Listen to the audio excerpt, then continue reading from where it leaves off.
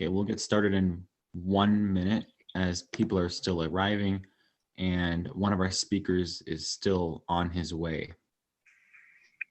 There he is.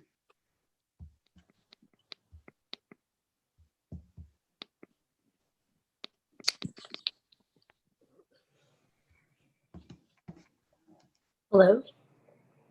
Hello. Mehmet. Hi, Ms. Kedesh. We're going to start in a couple of minutes. Oh, okay. I wasn't sure if I was late. No, you're okay. You're okay. I'm actually going to get into it right now. And so President Yaya, is the YouTube ready?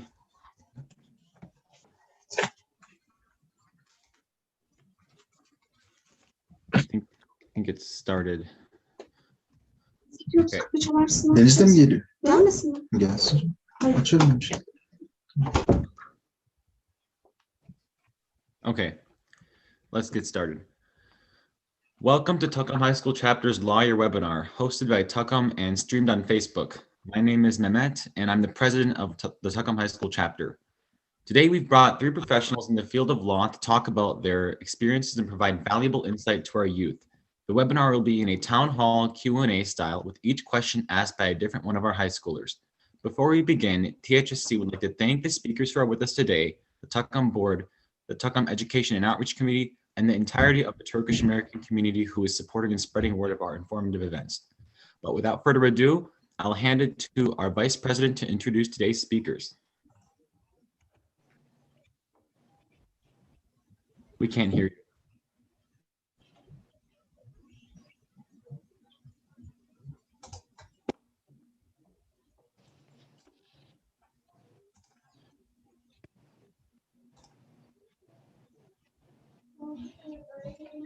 Is it working now?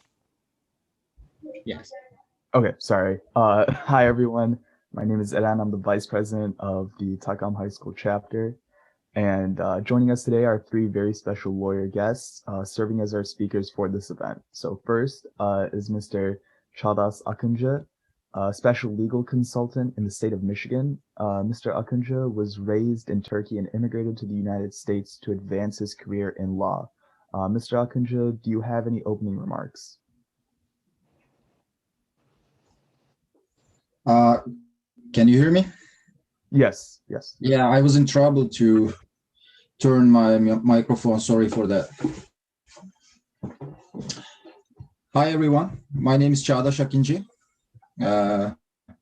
I'm 43 years old, and I was raised in Turkey. I practiced law in Turkey like 17 years before moving to the United States in 2016 with my family.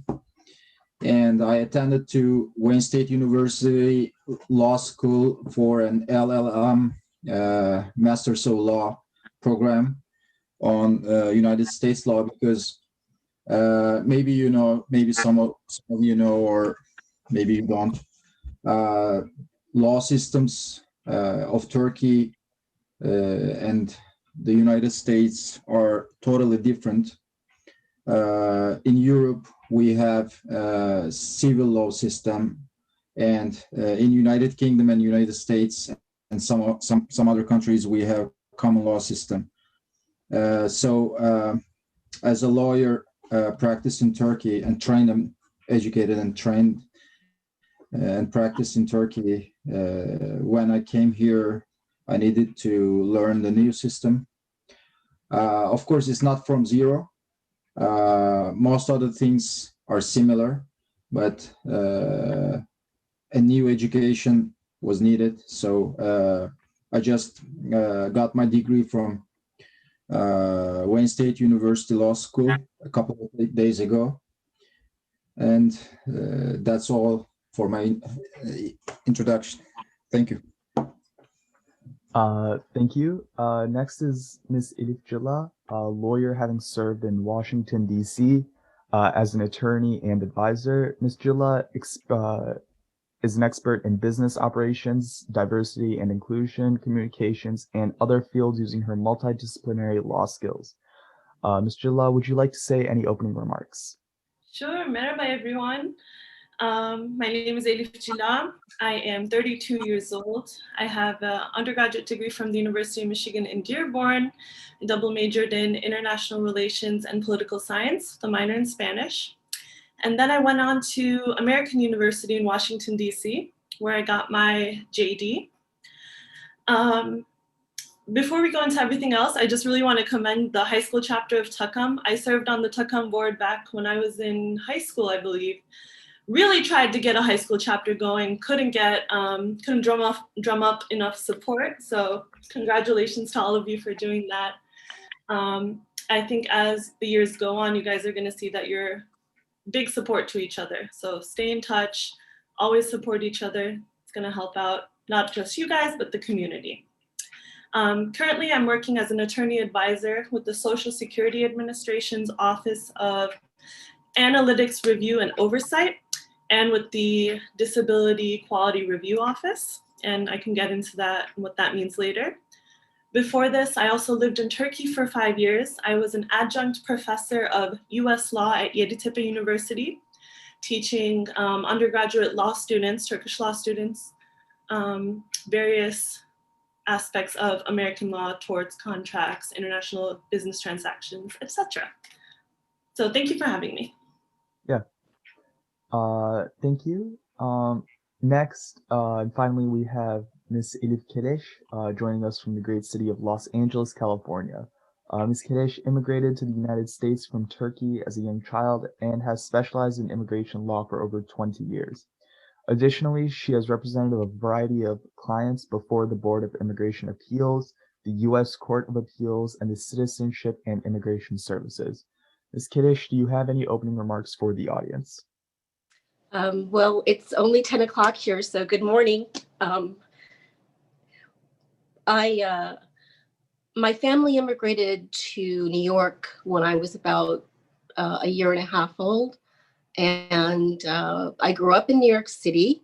I've lived in almost every single New York City borough except for Staten Island. I attended New York Law School. But I should tell you, though, after getting my bachelor's degree, I did take time off before I applied to law school. So I worked a variety of different jobs before becoming a lawyer. After graduation, I worked at various different law firms, and I came out to California about 20 years ago. So I've been here since, and I went out on my own actually 3 years ago. So I work for myself now. And as Aidan, I believe, or was it Aaron said that I do specialize in immigration and naturalization law, which sometimes encompasses also being a therapist to clients. But we'll get into that later. So those are my opening remarks. Thank you. And thank you for all the introductions. So together, these three skilled professionals will provide insight on the lawyer career for the youths in this webinar. At this time, we're going to begin our Q&A session by our high schoolers. We would like to ask speakers to limit the response to 1 minute per question so all lawyers have a chance to provide a response for all the questions in the designated time frame.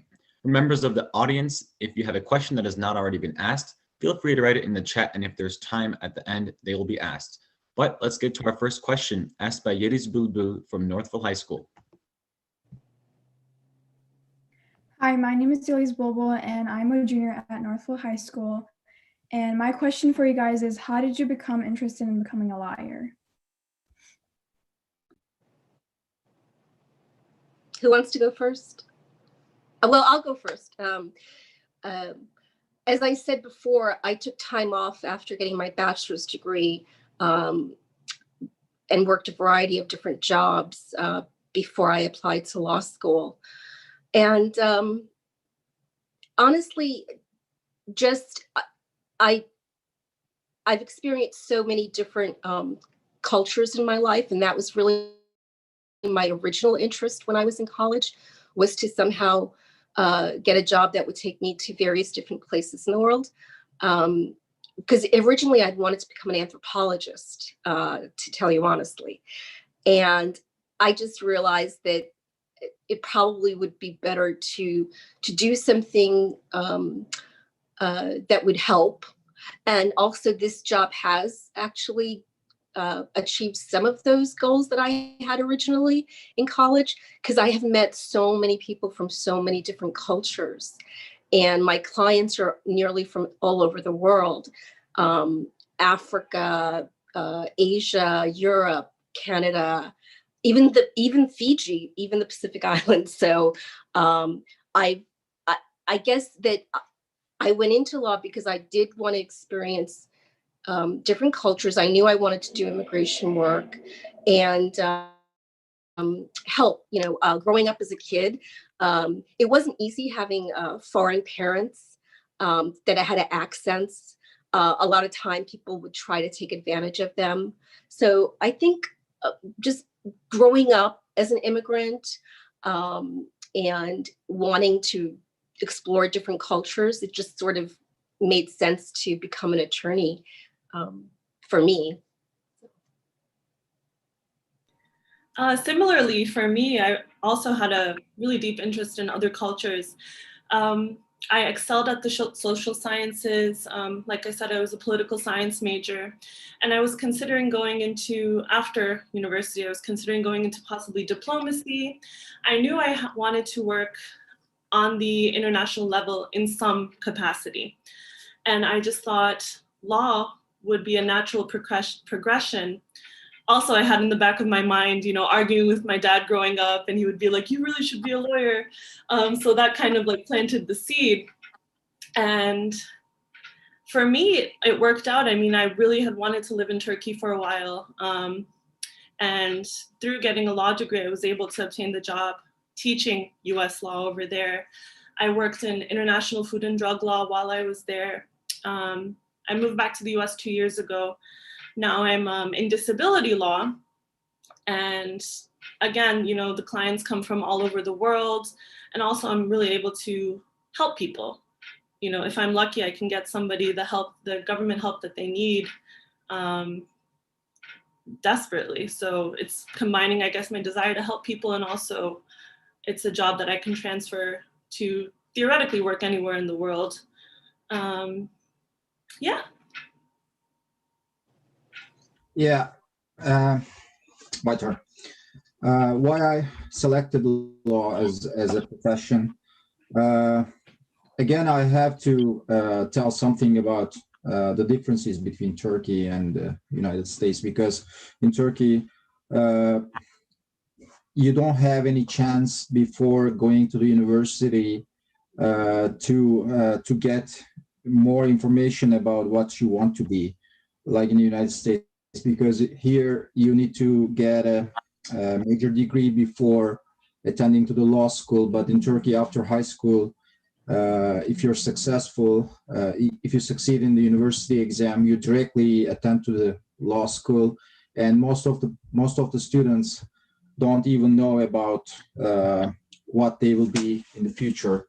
So you are a little bit more lucky, maybe relatively, because you have to get a major degree like political science or other field. I don't have that much information about it, but after getting your major degree, you attend to the law school, which is 3 years long, and then you can become a lawyer after, of course, taking the bar exam.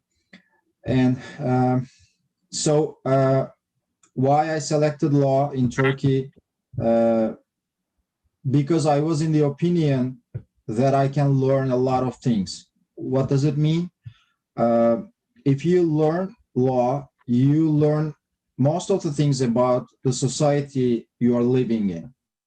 You have to learn the laws, the codes, and you have to learn every rule that you will need in the future. You would need in the future. You have to learn more things about not about law, but also about other cultures and other disciplines. So I'm still learning, and if you become a lawyer or if you graduate from law school, and practice another job, it doesn't matter. You have to learn all through your life. You have to read every day. And that was my aim, my goal. And I'm still a student. So this was my goal, and I think I picked the right profession for myself. Thank you. Okay, thank you for the responses. And next we have Burak Arslan. Okay, so hi everyone. So my question is, when you got your degree, did you go straight into a private law practice, or did you have to start out as a public defender and like gain some experience? So yeah, tell me about that. Yeah, this time I'll go first. Yeah, I worked for another big law office for like 1.5, 2 years in Turkey, which was a part of a media giant. And then I decided to start up my own office, and then like 15 years I continued my own office. Okay, I'll take it from here. I just want to say that there are many different paths you can take after you graduate from law school. You don't necessarily have to jump into working in a firm, although that is a very traditional path. You can go work in a smaller firm, you can go straight into government, you can take a clerkship, so working for a judge. You can start your own practice if you're feeling confident and you have the resources to do that. In my situation, I took a very non-traditional approach. As I've said, when I graduated from law school, the first thing I did was take the teaching opportunity in Turkey, because that aligned with what I wanted to do and what I wanted to experience in my life. I taught for 5 years, and I also worked at a firm, a small boutique food and drug firm in Istanbul, to continue practicing while I was also teaching in academia. When I moved back to the US 2 years ago, I was able to parlay that experience, and I wanted to stay away from academia for a while and practice, so I was able to parlay that experience into my current job with the US government Social Security Administration. Non-traditional path, like I said, and there are pros and cons to doing this that we can discuss if you guys are interested later, but I'm happy. You can, just like it was explained, you can take any path you want after. Well, the first thing to do once you do get your degree is to pass the bar.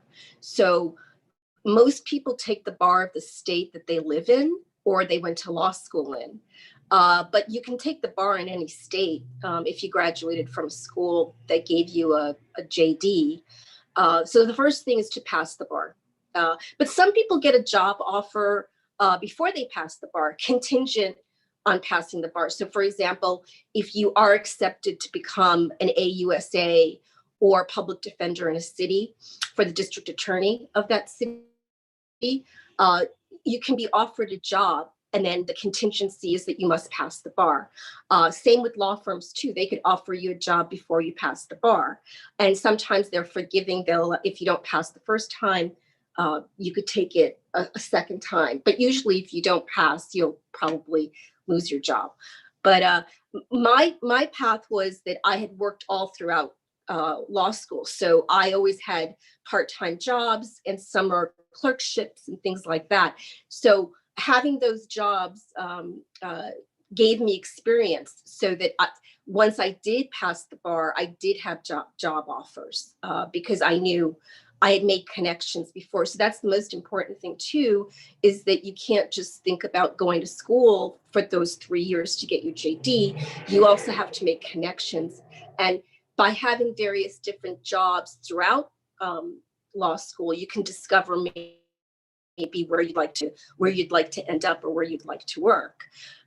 Because you may decide that you don't want to work for the government if you had a clerkship while in law school. So it's really, really a good idea to get various different experiences to decide which one is right for you.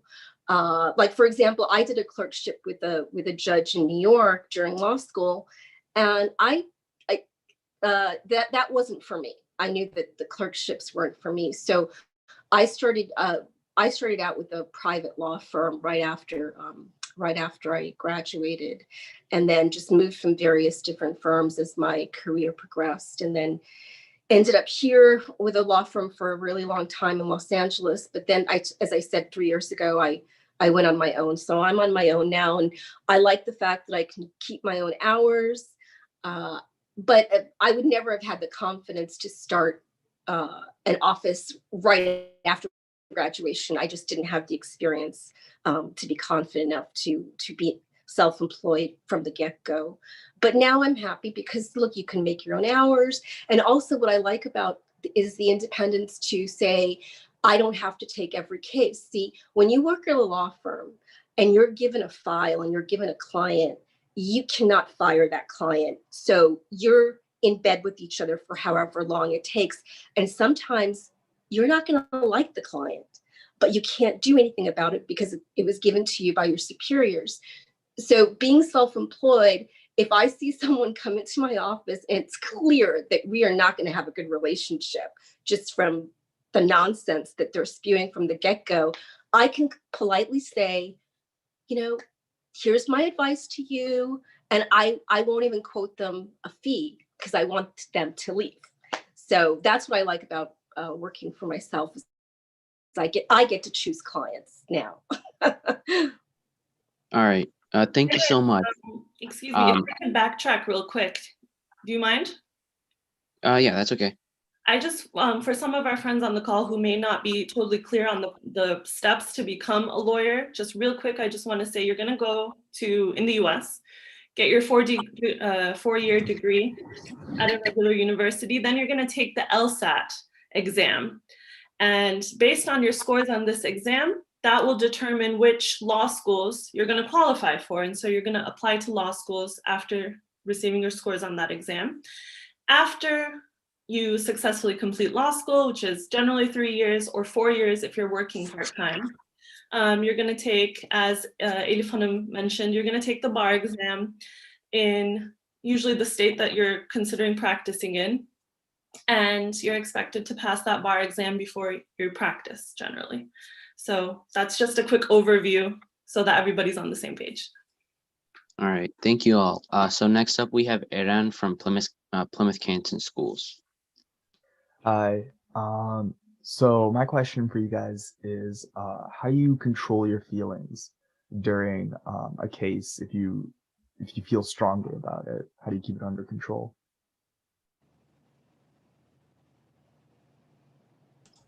Well, that's a good question. I'm sorry, Elif, you can go. You can Well, go. No, it's okay. You can go. You started. That's fine. There's a long pause of silence, and I hate silence. Okay. Okay. All right. Thank you. Actually, you don't need to be. Sometimes you can do it. Sometimes you need to do it. Sometimes it's better to do it, but sometimes you don't need to do it. Every case is different from each other. So if you for your own for yourself or for your client's sake, sometimes you need to be more aggressive. Sometimes you need to be more silent, and it depends on the each different case. So if you are asking that when you need to stop, but you don't want to, is that the question? I guess the question is more like, I don't know.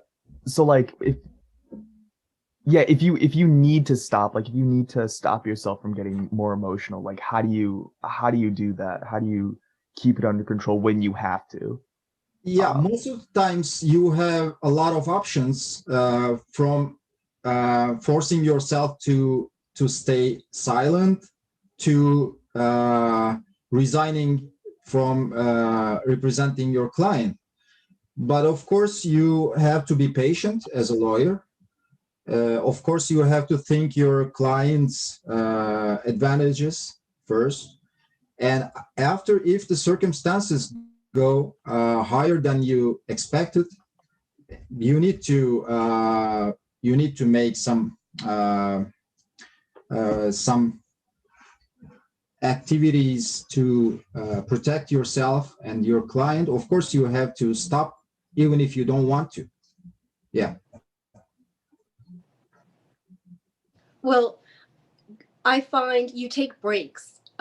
So if you're preparing a client to go to court, for example, and you have their entire family there because you have to prepare them as witnesses, or whoever it may be, an expert witness, you get everybody into the same room so that you're all on the same page for the court case. But then you have to do it individually. And if you feel that there's going to be a conflict with one particular person or even a family, because you may have they may be wanting assurances from you that their case is going to be won. And of course, you can't give guarantees because this is can go either way. If you see that you're going to be in conflict with someone, I just take a lot of breaks. I just say, okay, you wait here. If we're in the conference room preparing, I'm going to go get some tea or water. Would you like anything? And then I take a moment. I take a couple of minutes. I may go walk over to the restroom, go into the kitchen, get some water, get some tea or coffee, and just start, saying, okay, you need to calm down. You need to calm down. And then I'll go back in. And usually when you give a break like that, tensions will ease. Sometimes not. I've actually been threatened by people. I kid you not. Preparing and someone's adult son or daughter goes off on you and starts cursing you out. At that point, you can tell them, listen, you're not helping your parent, or you're not helping the defendant in this case at all by losing your temper, excuse me. So you can try explaining why the anger is not going to work, and them threatening you is not going to work. But, there are times where you're going to have to say, look, I won't help you anymore. I will resign. I will withdraw. Well, the term is to withdraw from the case. So it may come to that point. It won't a lot of times. It'll be very, very, very rare, but it can happen where you are forced to withdraw. And what you do is you file telling the judge, without telling them details, because you're not allowed to tell them details about your client that are confidential, but you can say, all relationships have deteriorated at this point. I must withdraw from the case. And then let the judge decide, because the judge will say, come here, why can't you get along with your attorney? Why aren't you cooperating? And usually that works if the judge interferes. Then it works because it scares them. Or the judge can say, your attorney cannot do your case anymore, so I'm going to let your attorney off the hook. So go find a new attorney. I mean, that's happened to me before, but it's very, very rare. Yeah, just to echo what my colleagues are saying, oftentimes people think that, to be a lawyer, you need to suppress or ignore your emotions or something. And quite the contrary. I think to best advise and advocate for your client, you're expected to understand them and empathize with them, understand their situation. In those circumstances where you're starting to realize maybe you're morally opposed to something you believe your client did or their stances, or for some reason you think that you're not going to be able to be the best representative for them, the best advocate for them, in that case, you need to withdraw, and you have the right to withdraw from representing that client. But otherwise, a lot of good attorneys utilize their emotions, good or bad, again, to most effectively advise and advocate for their client. All right, thank you. So up next, we have Mehmet from the Northville High School. Hi, so my question is, how many hours per week do you work, and what do you usually do throughout the average workday?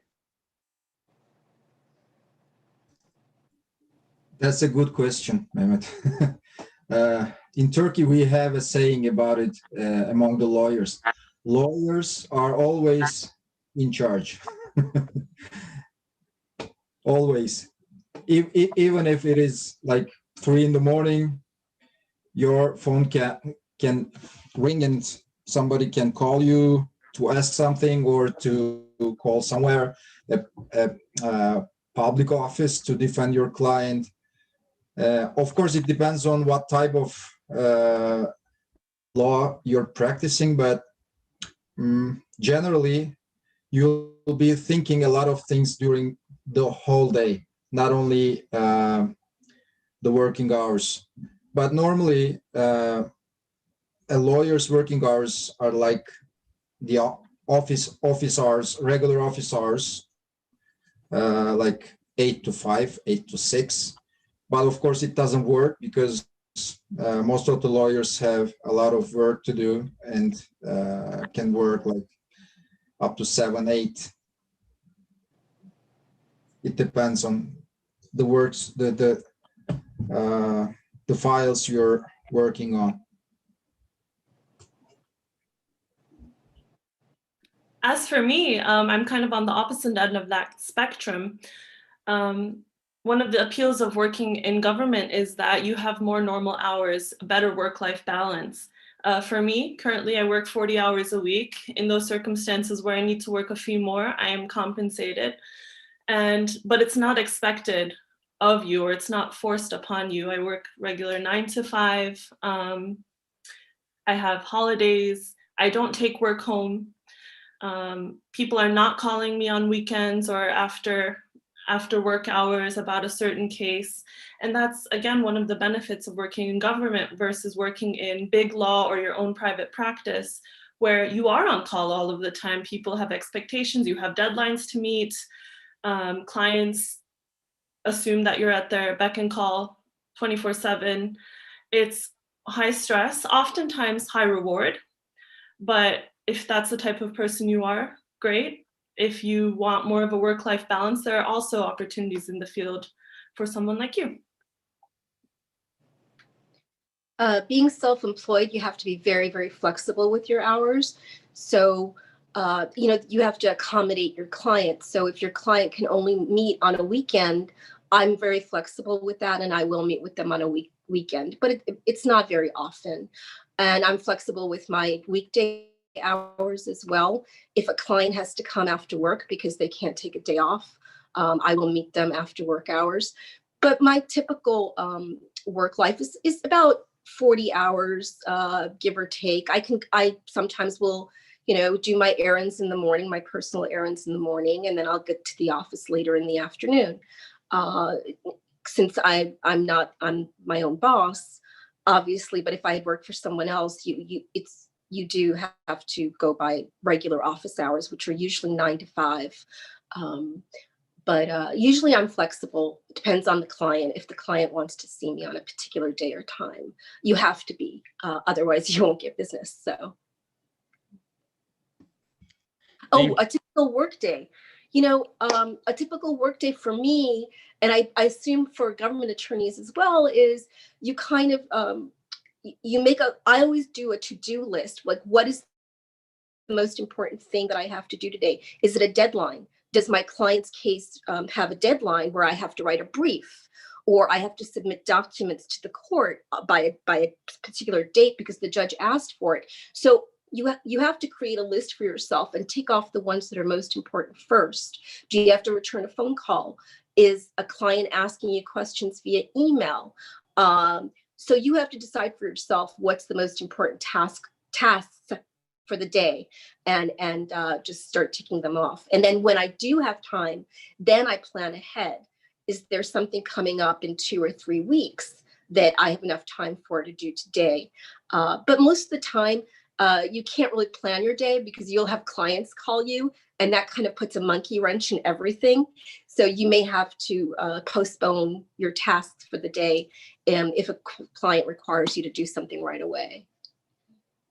Yeah, as for me, I spend most of my days are behind a desk, and to-do lists I also love. You need a to-do list. You need to be detail oriented. You need to be very aware of your deadlines as a lawyer. You cannot be disorganized. It doesn't help you at all. But I will review disability cases. So that includes medical records. This is the type of evidence I have: medical records, statements from my clients, opinions from doctors, and I'll look at the judge's determination or their decision. I'll read through all of that. And then I have to come to my own conclusion and see whether we as the Social Security Administration judges properly enforced Social Security regulations. I have to write an opinion about that. My opinion's usually page and a half, not too long, saying yes, the case was properly determined, or no, it wasn't because of X, Y, and Z. And then I'll send that off to my superiors, who are judges in the agency.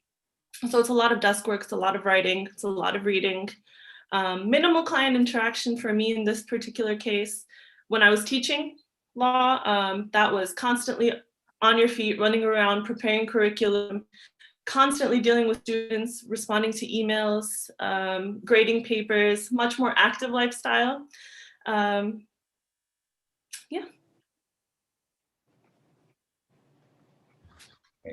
Thank you. And then just a reminder that participants maybe try to do 1 minute per question so we can get through them all. That would be appreciated. But the next question is from Elida Yeni from Stevenson High School. Hello, I'm a freshman from Stevenson High School. And my question to you guys is, how would you describe your most stressful case, and how would you describe your most proudest case that you had? I'm sorry. What was the first one? Your most what case? I'm sorry. Stressful, I'm sorry. I'll go first. The most stressful case, there's more than one. There's never just one. There's definitely more than one. But rather than give you one particular case, I'll tell you the types of cases that are most stressful. The types of cases for me that are most stressful are when a client doesn't come forth with everything. So you're preparing the case to go to court, and you ask them all the questions, but then something comes up in court that you did not know about. I don't know, for example, the person was convicted of stalking an ex-girlfriend, right? You didn't know about it, but the government attorney who's done the background check on your client, they have access to all these records, and they wave a piece of paper and they're like, "Sir, you just said that you'd never been convicted of a crime or you'd never been arrested. So what's this?" And then we all look at the piece of paper. So that's when it becomes stressful, because you have to think on your feet. You have to really think on your feet, and you have to ask for a moment, and you have to go outside and talk to your client and ask them why they didn't reveal this before. So those are the types of cases that are stressful, cases that you just weren't prepared for.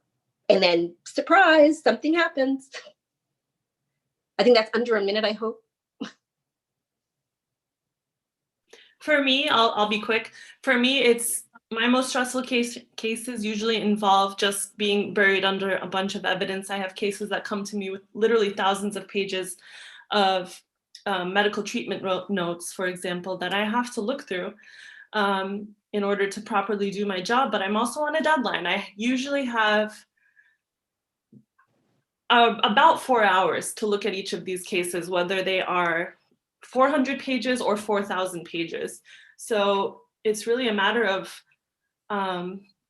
thinking quickly, knowing what files are most important, it's experience, really. You got to know what files are most important, what you need to zero in on. You got to write quickly. You got to know the regulations well so that you can come to a determination within the proper amount of time. Those time limits are what stress me out the most. As far as proudest case, one that comes to mind that I really enjoyed was when I was working in Turkey in food and drug.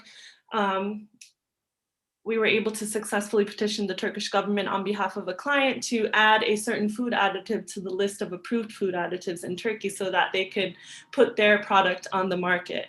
And that was super exciting for me at that time. We worked with the ministry and with our foreign client for that case, and I was instrumental in doing that. So that was pretty cool. Yeah. I think the most stressful cases are criminal cases. I practiced criminal law like for 5 years after starting my own practice in Izmir, Turkey. And within that time period, most of the cases were really, really stressful. But of course, the other fields of law could be very stressful too, especially if you are in a time limit. You have to fulfill all your obligations within a time limit. If you can't do that, that could be a reason to encounter malpractice suits against you as a lawyer. And but criminal cases are really, really stressful.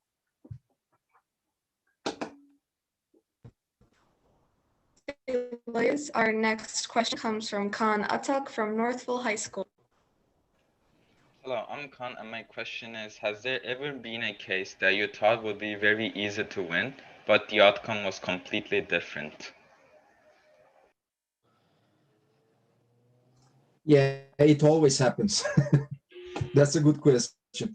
There is no easy case because every case has its own aspects, own circumstances, and you would never know that it's going to be easy every time. It always happens. It can always happen. Not always happens, but it can.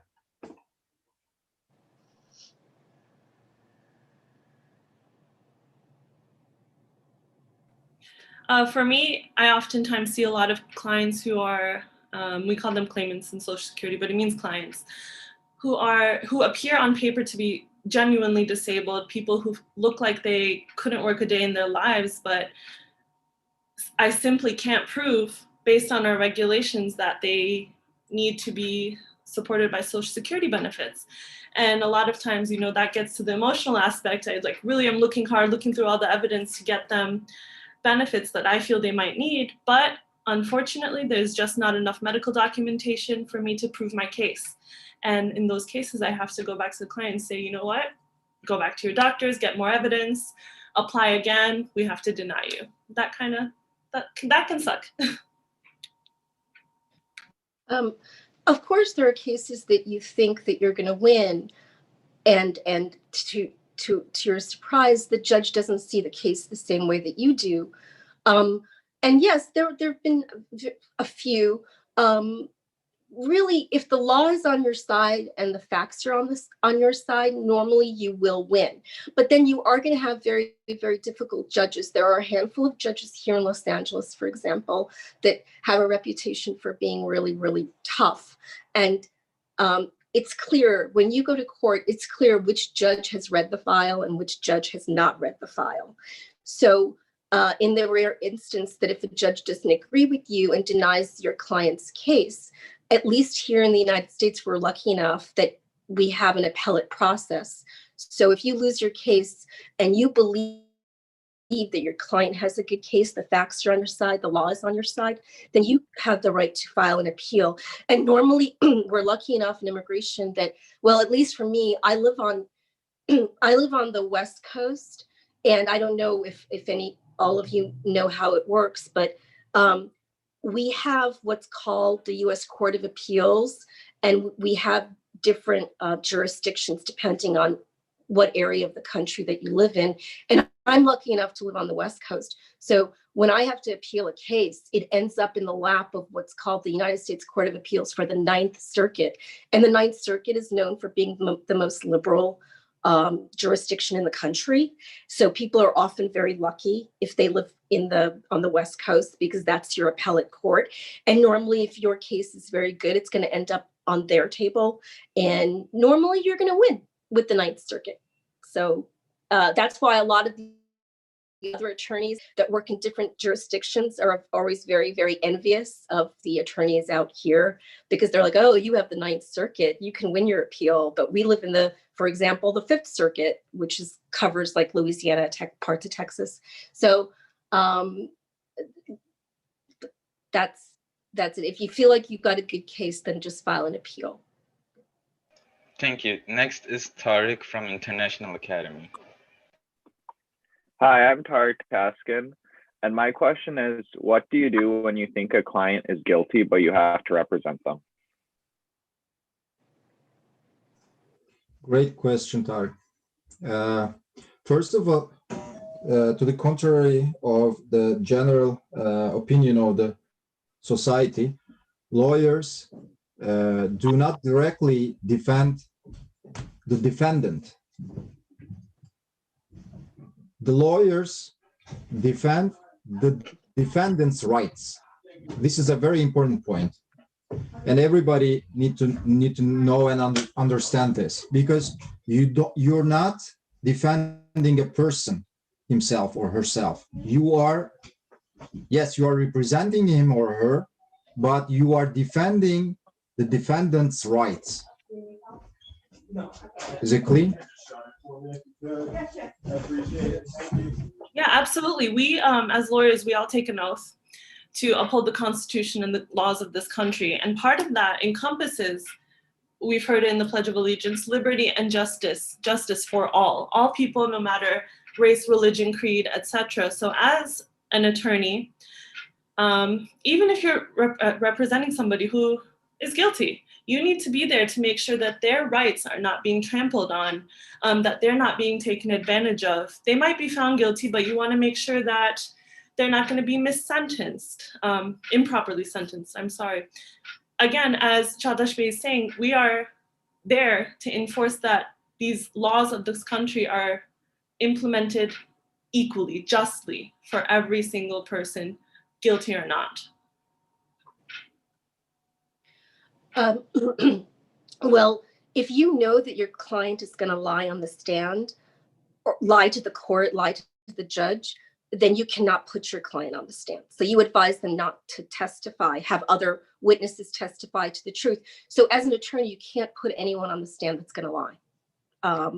Now, I don't directly do criminal work, so I don't defend criminals, but I may have a client that committed a crime, and because they committed a crime and they're not a United States citizen, they're facing deportation due to that crime.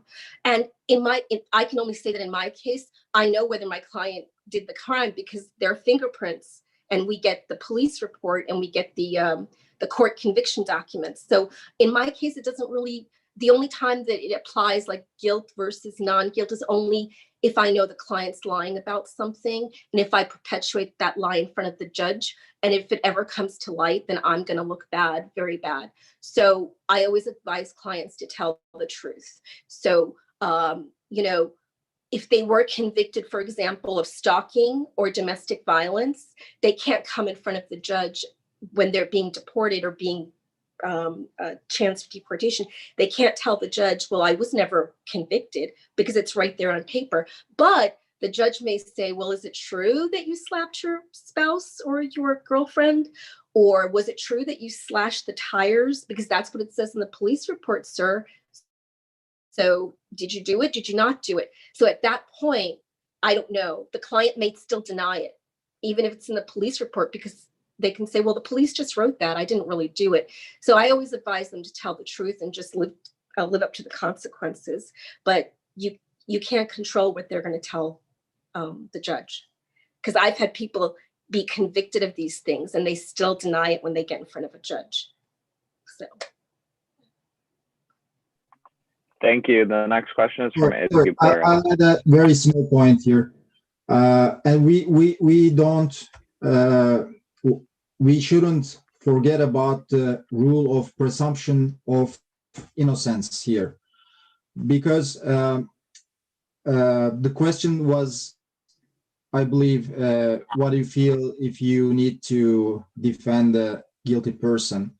don't forget that nobody is guilty until a court sentenced him or her, okay? Because this is a very important rule.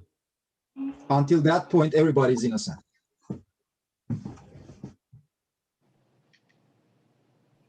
Thank you.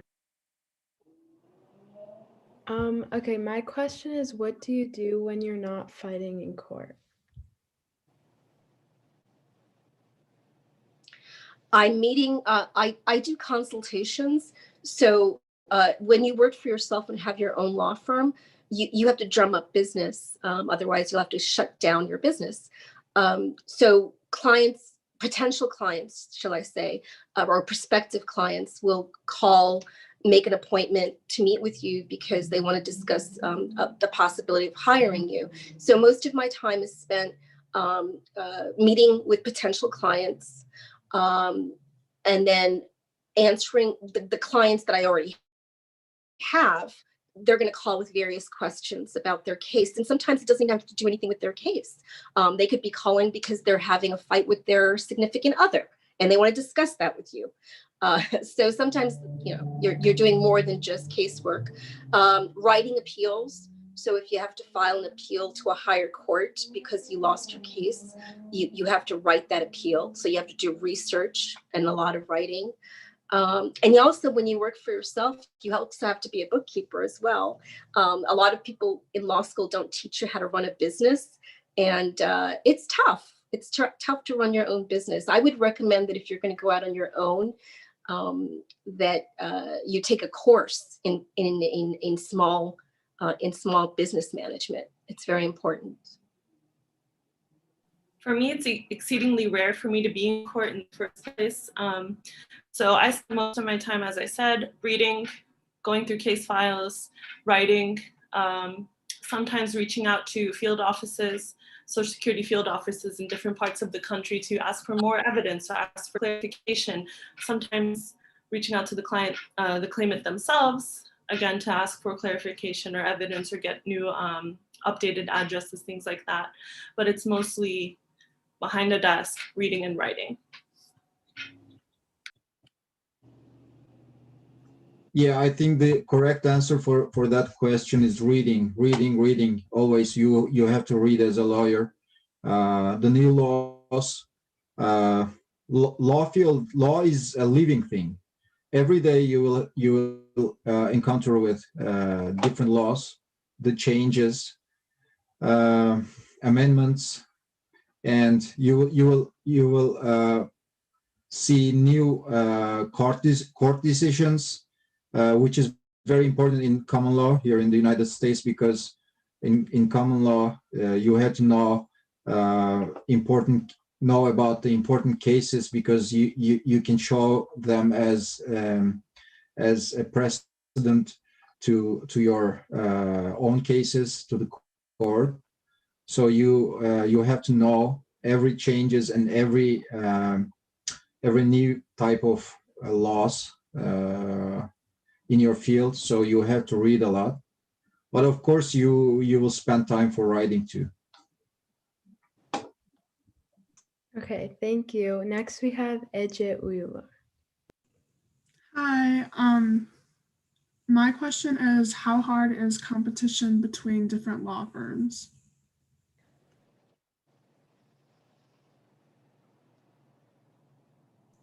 Well, I don't have any answer for that in the United States yet. Maybe I can answer you 5 years later from now. Sorry. From what I know, it's the bigger the firm, the more money that you're looking to earn, to be quite honest, the higher the competition. If you want to be the most competitive within these big law firms, as we call them, you want to be in the top 10% of your class. You want to be graduated from probably top 10, top 20 institutions, law schools in the country.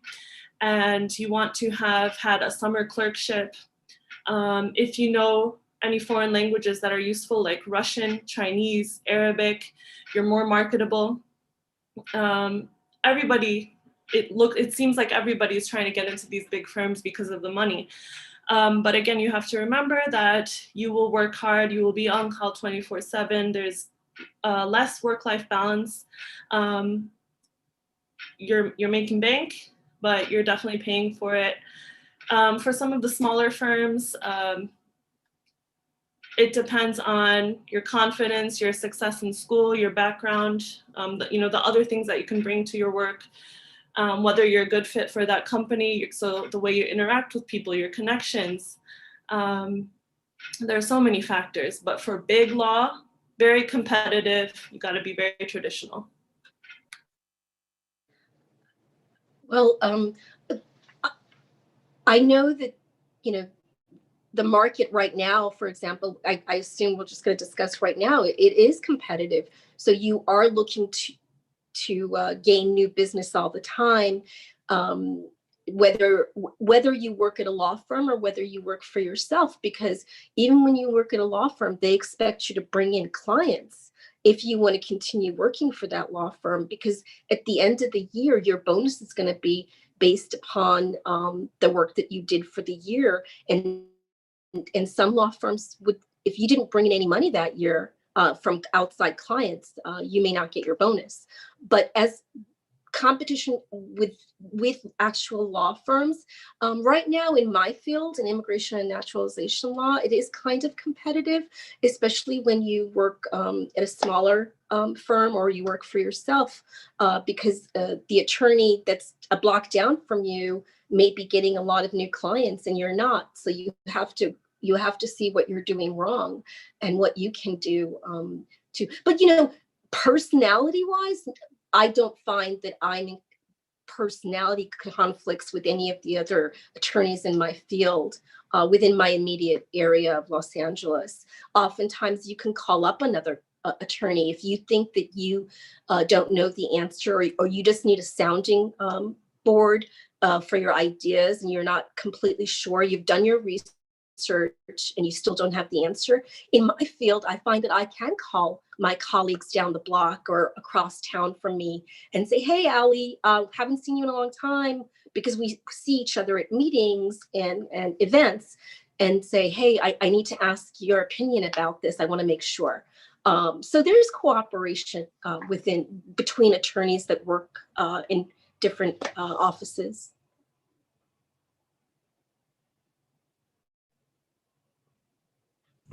Thank you. Next we have Emir. Hi, my name is Emir and I go to Northville High School. And my question is more relevant towards today and the events that we're going through. So how has COVID-19 affected the amount of business your law firm gets? Well, we here in California, we were ordered to shut down, stay in I believe it was towards the end of March, and I chose to close my office, so I was closed for about a good 2 months, a good 8 weeks. But I still answered emails.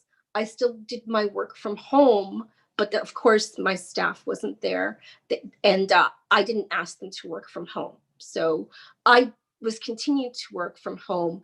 And I would say during those first 2 to 3 months when we were ordered to shut down here in California, it was pretty scary. I think everyone was pretty scared that they might have to shut down their business. So I don't believe I took any new cases during that time. I may have taken 1 or 2 because they were referred by, but usually everything was done from home.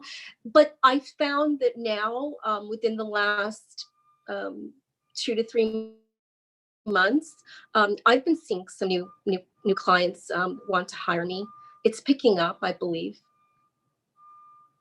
As for my work at the Social Security Administration, unfortunately, COVID means more work in the sense that a lot of people are suffering a lot from the repercussions of having had COVID, and they're applying for disability benefits more often. So I'm currently working from home. My office is based in DC, but I'm in Michigan right now. And our work is just continuing new cases with claimants requesting disability based on the remaining effects of COVID. I'm starting to see a lot of them, they're increasing. So as far as disability law is concerned, COVID means more work. This is not my own practice, but what I observe, especially the big law firms, struggled a lot after COVID-19 because of the labor costs, and most of the people are working from home, and because of the life got slowed down, the conflicts, the number of the conflicts decreased, and probably the files are less than 2 years ago. Because of that, mostly the big firms that are hiring a lot of lawyers and other kind of personnel are struggling more than the smaller ones, because if you have a small practice, you can just shut down your office and work from home, and cut off your unnecessary expenses. You can be much more flexible. But as I observed, the big law firms, big firms, not law firms, in all other fields as well, are struggling right now. I don't know what will happen, guys. Okay, so I think we're out of time, but we want to give the three of you an opportunity for a concluding statement for the webinar. But first, if Daphne and if you want to just read your questions back to back, so then they can kind of include those in the concluding statement, because we had two that we couldn't get to. But if you guys just want to read that real quick, then they can address it in their concluding statements. My question was, what's the biggest piece of advice for high schoolers looking into a career in law? And my question is, what do you wish you had known about before becoming a lawyer? Well, for me, I wish as I said earlier, I wish I had taken a few courses in small business management. I wish I had done that earlier in my career. That's one regret that I have. And then what was the other question? I'm like, I only had one cup of coffee this. It was, what advice to high schoolers would you give if they're looking into a career in law? Oh, okay.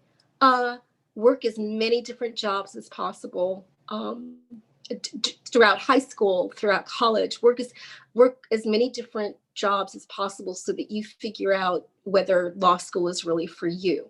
As I said, I took time off between getting my bachelor's and entering law school, and I did so many different jobs. I even worked for a cruise company. I worked for an oil company. So take your time. Don't rush into it.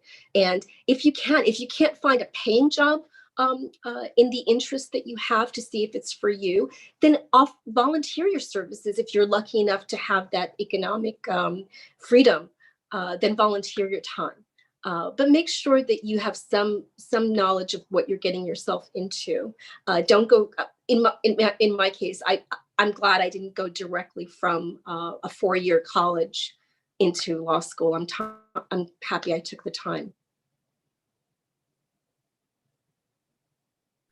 Okay, so as for me, 3 things that I want you guys to definitely know. The first, again, as Elif mentioned, when you're in university, when you're in college, I would recommend, if you're considering becoming a lawyer, either shadowing one, working at a law firm for a summer or for a semester, part-time, maybe even becoming a paralegal so you guys can earn some money, so that you know what the atmosphere in a firm is like, get a general idea of what being an attorney looks like, and so that you'll know if this is right for you, because law school is not easy. If anybody says it is, they're lying. And you really need to be committed. You gotta be the type of person who likes to read, who likes to study, who can sit down when need be for 8 hours and study. Bar exam prep is like that, right? 2 months, 8 hours a day studying like it's your job. So before you even take the LSAT, know that it's really something you want to do. Secondly, I would recommend, this is practical advice, I would recommend that if you know where you want to live generally, go to a law school that is affordable in your area. Don't take out huge amounts of debts just to go to law school.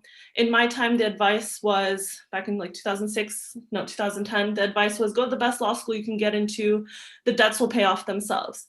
that's bad advice. That's bad financial advice. Unless your parents are paying, or you're positive that you're going to go to one of the best law schools in the country, top 10, top 20, and you're going to be at the top of your class, I would recommend going to a school you know you can afford, because at the end of the day, what really matters is that you pass the bar and that you differentiate yourself through your work and who you know.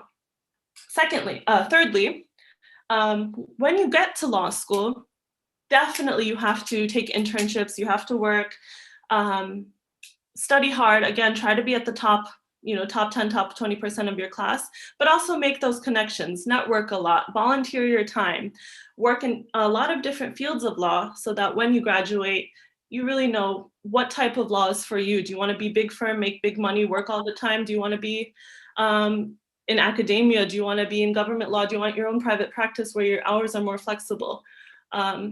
Take your school opportunity to explore and really build a foundation after you graduate law school. Yeah, both of my colleagues indicated two great points, but what I can add to those is watch TV. It could be sounding really weird and meaningless, but I don't mean the series or the comedy programs or something like that. I mean the news. Watch the news and try to understand the politics.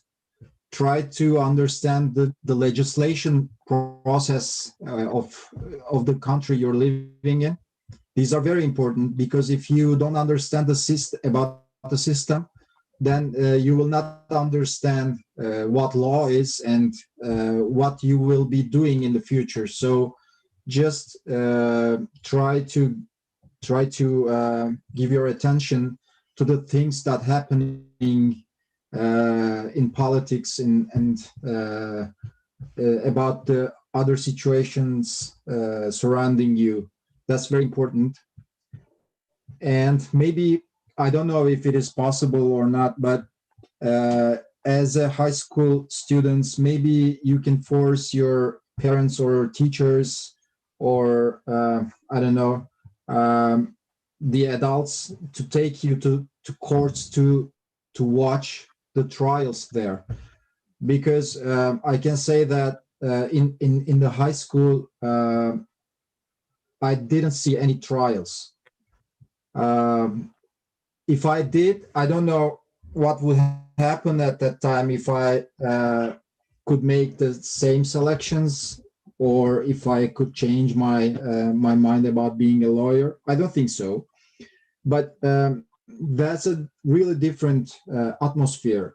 So as a high school student, it could be a great chance if you could go to a court and watch a trial or a couple of trials and see what people does there, what their tasks are, and how they behave. This is very important, and it can help you to make your own decision. Okay, thank you very much, lawyers, for coming. At this time, everybody, let's unmute and give a round of applause to our lawyers who came to speak to us today. So thank you for coming. Thank you guys very much. Thank you. Thank you. Thank I you. put my email in the chat. Again, if anybody ever wants to reach out to me, please don't hesitate, feel free. I'll try to help you guys out to the best of my ability.